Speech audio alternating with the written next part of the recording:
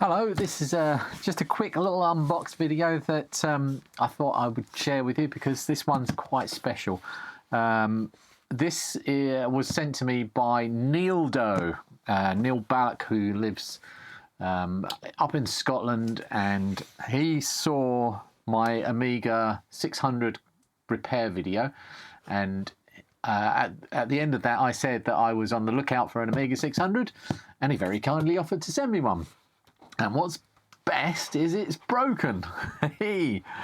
So let's have a look inside. Excellent packing, Neil. Look at all this, is even anti-static.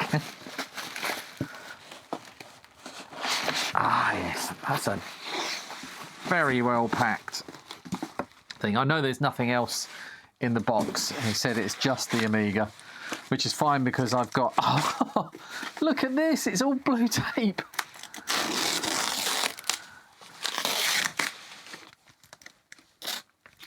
I'm keeping that. I genuinely will use that.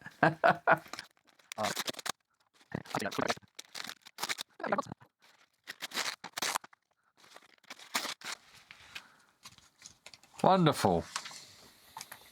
Stick that here. Beautifully packed. And here we go. Oh, look at it.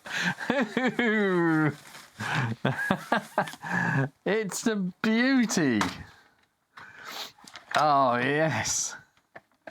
So it's suffering from the same problem as the one in the last video, which I didn't show in the last video, but for your benefit here, this clip here is broken, and because on the base there's a screw on this side, there's no screw on this side.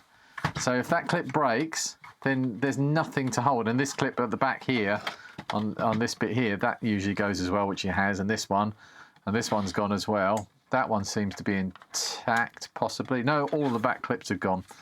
But this one going in particular means that this will never close properly, which is a shame.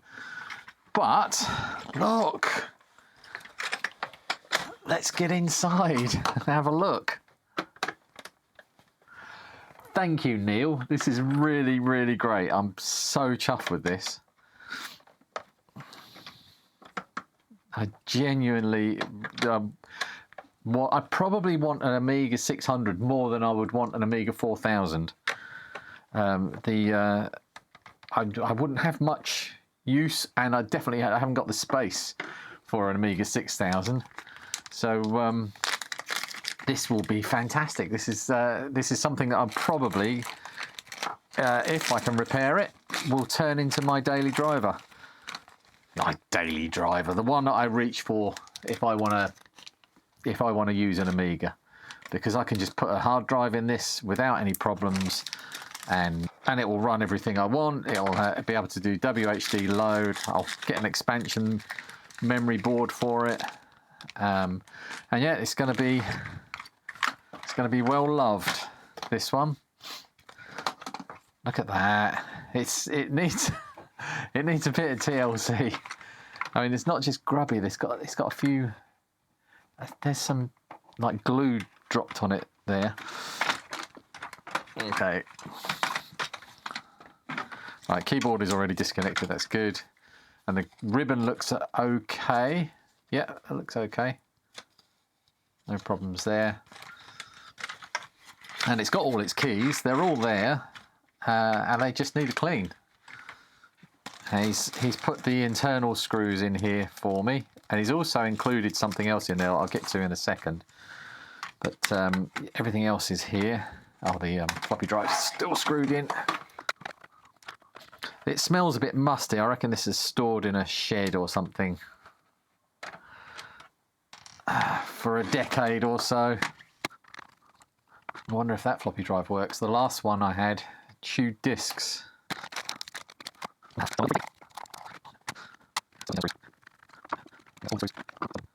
Right, one of the rites of passage in vintage tech repair is removing an Amiga 600 from its case, its motherboard from its case, because on some of them it's a lot harder than it looks.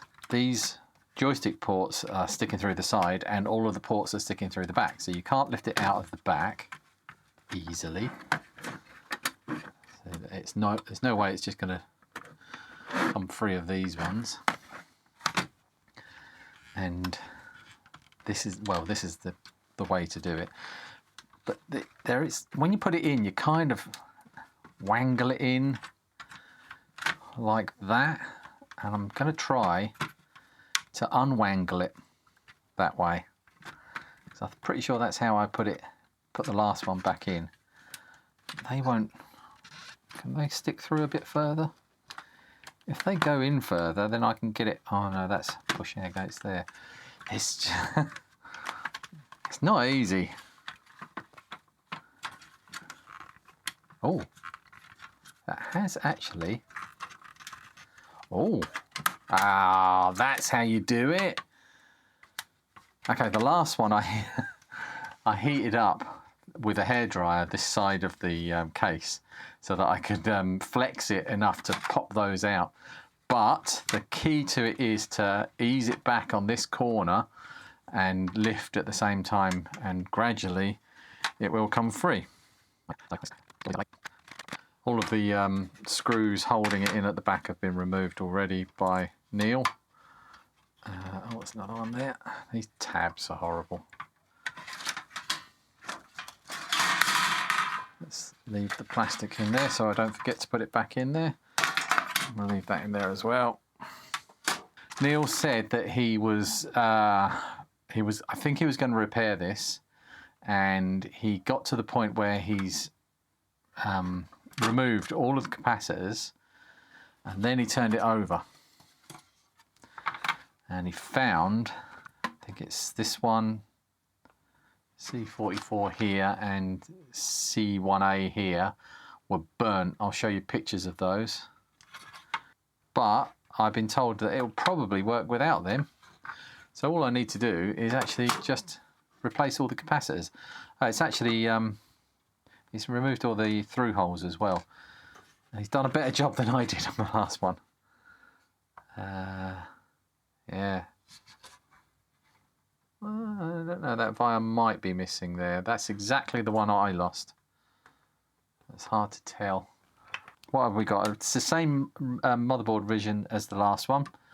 So I'll probably remove some of the components over here, these two capacitors here and here, and clean underneath them, because the electrolytic fluid tends to interfere with the capacitance. It gives resistance. The electrolytic fluid is conductive, so it changes the value of the resistance going across those capacitors and interferes with that reset circuit. There's a little bit of green on the 555 timer, but it's not too bad. Everything else actually looks really good. In the bag of screws that Neil supplied, he also supplied a strip of capacitors that are the right ones to go in these positions on the back. So yep, that's it. Thank you, Neil. That's really kind of you. I will make this. This will be my daily driver Amiga, and I will treasure it. It will stay here forever, and it will get lots of use as well, because I tend not to get my Amiga 1200 out. This is just it's a big unit, and at some point I'm planning to remodel the back wall of my workshop here, and I'm going to create something that will allow me to have my machines on display, at least, and some of them in a usable state. So there'll be desk space plus shelf space across the back there. So that's it. Thank you very much for watching. I think the next thing you'll see on this channel will probably be another repair pile video. I've got some more +2 Spectrums on the way from Julian Brown. He's asked me to have a look at some Spectrums, and I've got the 4 +2 greys over there and a +2A to look at. There's also a bunch of C64s, bread bins, and the wedge case ones, C64Cs, and an Amiga 1200. So lots to look forward to. But that's all in the triage. On the main channel, the next thing I would like to do is the PC Engine that was sent to me by Ginger Hippie Gaming, Simon at Ginger Hippie Gaming. That's been sitting here since the charity days, and it's actually over here. And I'm so... That's a glasses white pair. And I'm so keen to get into this one and see if it works. But that's it. Yeah, thanks for watching, and I'll see you in the next one. Goodbye.